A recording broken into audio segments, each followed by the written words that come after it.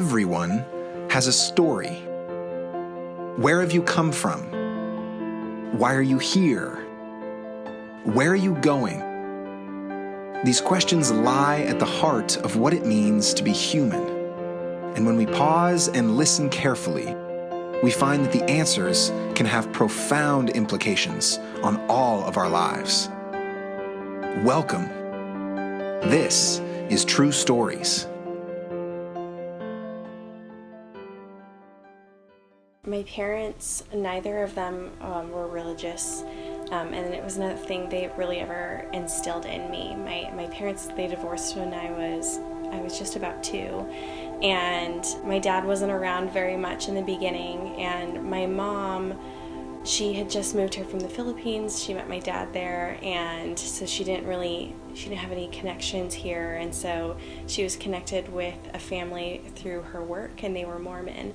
And so I started going to the Mormon church, and we started going when I was 5 and left when I was 12. So for a lot of my upbringing, the Mormon church was kind of there, and to me it was more, this is where I go on Sundays, and this is where I go on Wednesday nights, and this is where some of my friends are. And I never really learned much about the Bible, about Jesus. It was kind of just a place where our family went.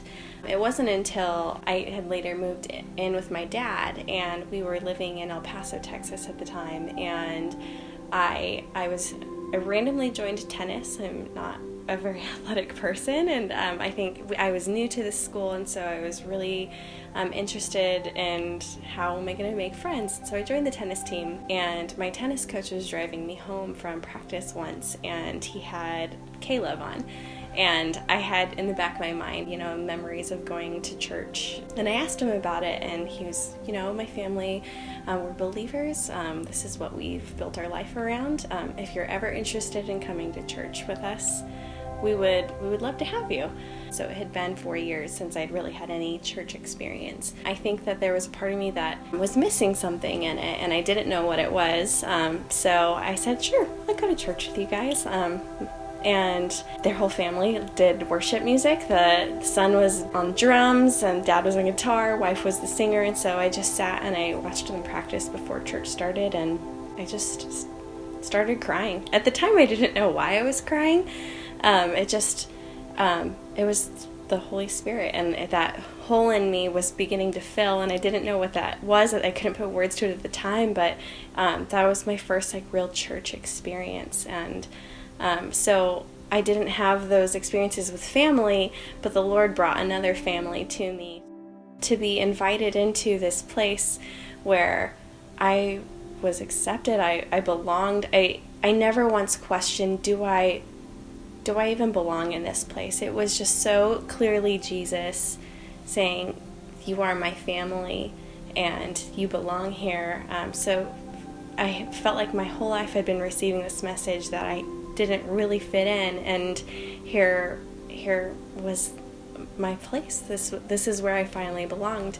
And in that, it has shaped my faith, and knowing that at the foot of the cross is where we really belong, no matter what our families look like. And then it has shaped how I've parented my kids, that we are their family and we love them and they belong in our home, and I wrap them with love and I teach them that, but also show them that it's at the foot of the cross where they really will find their true belonging, and just trying my best to guide them to that. I felt like a drifter and a wanderer for so long.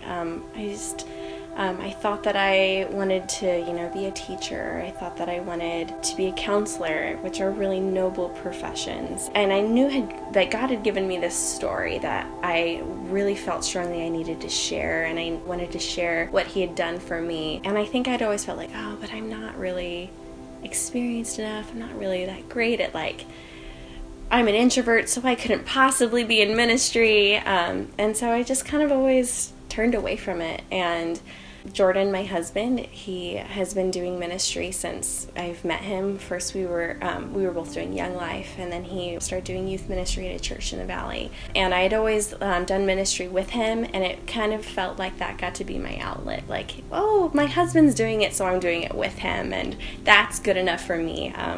And he took a step back from from youth ministry and from working in a church, and then it became apparent to me that that was something I really missed. And we were at a Young Life Leader retreat, and I just really felt the Lord calling me, like, this is what I'm calling you to, Gabby. I have given you this story. I want you to share it. I want you to share my story. And so after feeling like a wanderer, started to feel like God was putting into focus what his plan for me was. And not to say that for the past years that I've been a stay-at-home mom haven't been for anything, or the time I spent in college that I didn't know what I was doing, but were leading me to that point where the Lord was giving me these experiences and this life in order to bring me to a point where he called me into ministry. And so now I feel like I get to finally pursue something after years of just kind of wandering. So